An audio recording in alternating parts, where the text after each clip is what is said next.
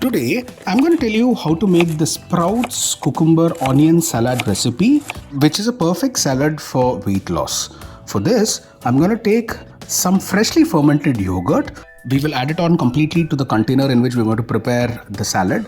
We will top this up with some salt. We'll add some chili flakes on top of this. We'll then add some cumin powder, which is roasted, some oregano to top it up with, some chaat masala, and then we add some lemon juice to add a tangy taste. Ensure that we had 2 or 3 drops of it, not more, and then nicely mix all of this so that the paste gels well and forms a good base for your salad. On top of this, we are going to add some cucumbers which are nicely sliced.